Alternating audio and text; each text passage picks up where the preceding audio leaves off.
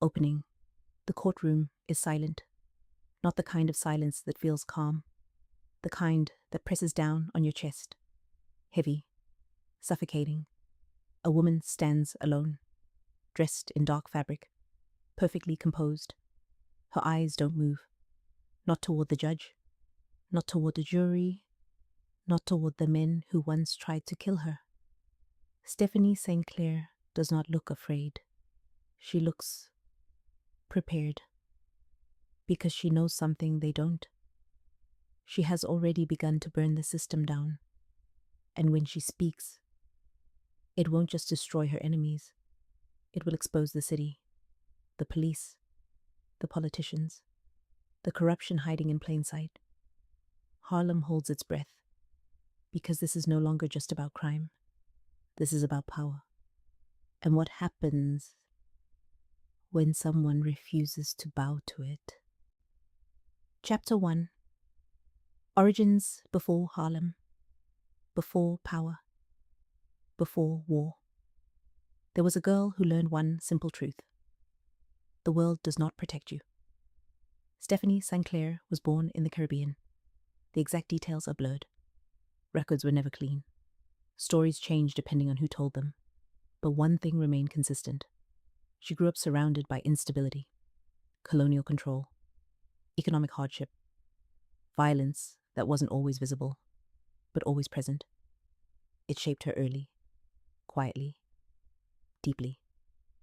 As a young woman, she made a decision. She would leave.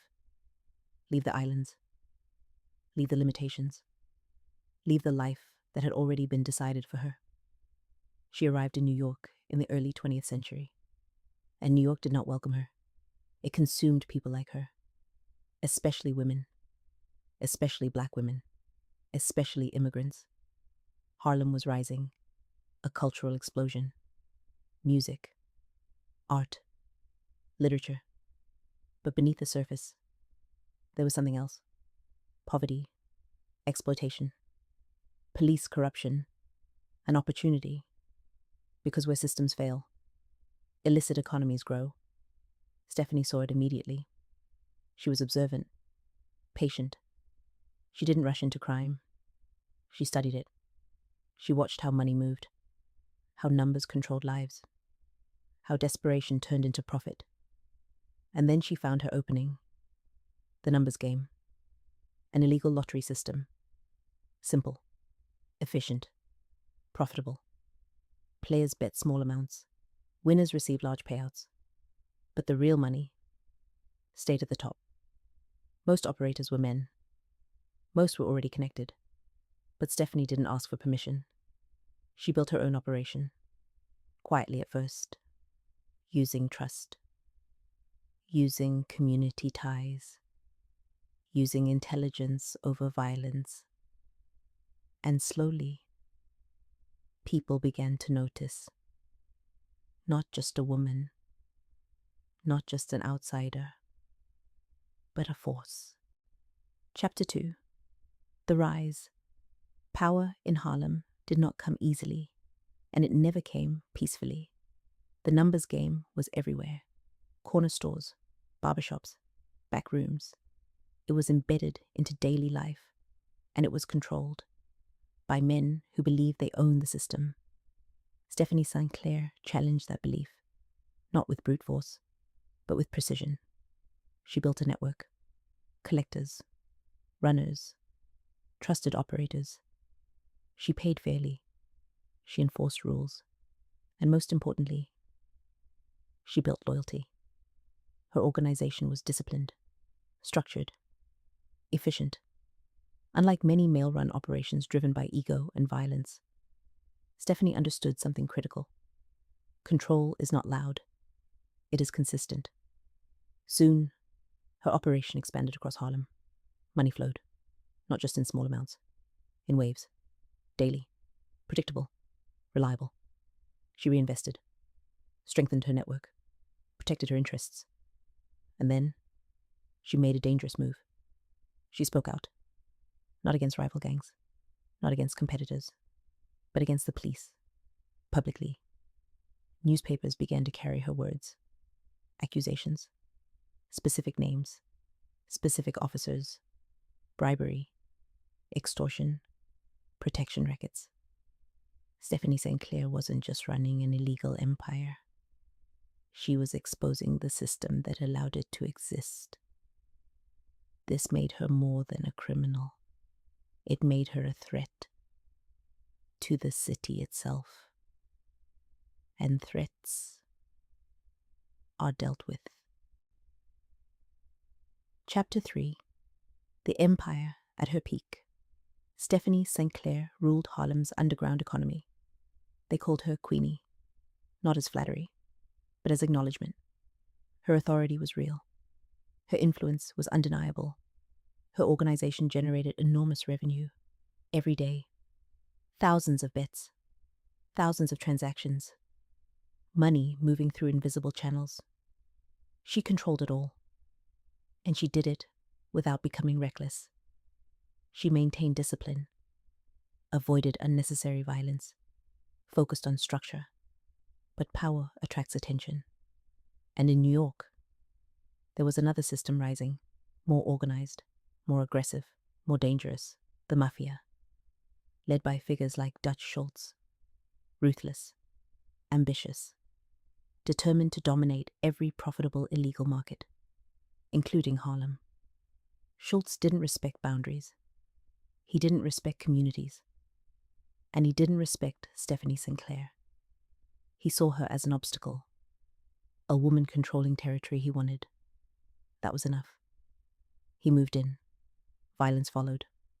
Operators were threatened. Some were killed. Territories were taken.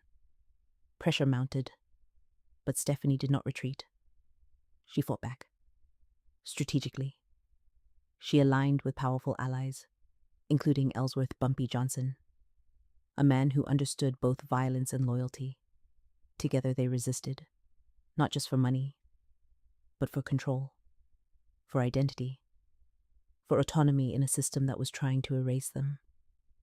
Harlem became a battleground, not just between criminals, but between different visions of power, one rooted in community, the other in domination. The conflict escalated, and eventually, it reached a breaking point. Chapter 4. Cracks in the system. No empire survives pressure forever. Not even one built with discipline. The violence in Harlem drew attention. Too much attention. Law enforcement could no longer ignore it. Investigations intensified. Raids increased. Arrests followed. But something unusual began to happen. Stephanie St. Clair leaned into it. She didn't hide. She didn't disappear. She used it. Each arrest became a platform. Each court appearance, an opportunity. She exposed police corruption in detail. Bribes, names, amounts, dates. The system was forced to listen, even if it didn't want to. This created tension inside the police force. Officers feared exposure. Officials feared scandal. The city feared instability. But the pressure didn't stop. Because there was another force at work. Betrayal. Internal fractures. Alliances weakened. Trust eroded. Even the strongest networks began to crack under sustained pressure, and Stephanie's empire was no exception. Meanwhile, Dutch Schultz continued his expansion. Relentless, violent, uncompromising. But even he wasn't untouchable. In the end, he was assassinated. Not by Stephanie, but by his own world. A reminder. In organized crime, there are no permanent victories, only temporary control. Still, the damage was done. Stephanie's network had weakened. The system was closing in, and time was running out. Chapter 5. The Fall. The fall wasn't sudden. It never is. It was slow, gradual, inevitable. Arrests became more frequent. Charges became more serious. The protection she once had started to disappear. Her public defiance had consequences. The system does not forgive exposure. especially from someone it cannot control.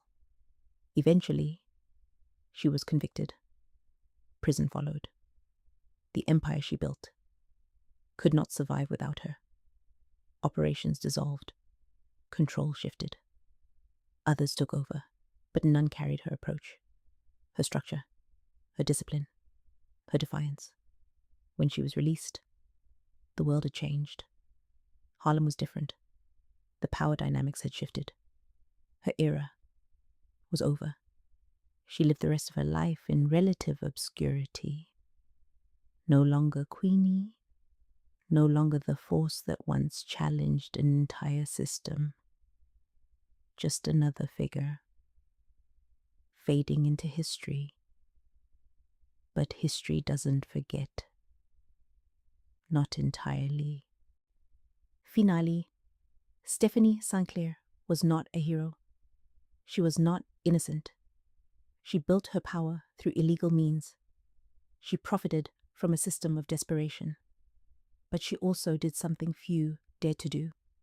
She exposed the structure behind the crime, the corruption that allowed it to thrive, the systems that punish some while protecting others. Her story is not just about crime. It is about power. Who gets to hold it? Who gets crushed by it? And what happens when someone refuses to accept their place within it? Because in the end, the question is not whether crime exists. It always will. The question is, who controls it, and at what cost?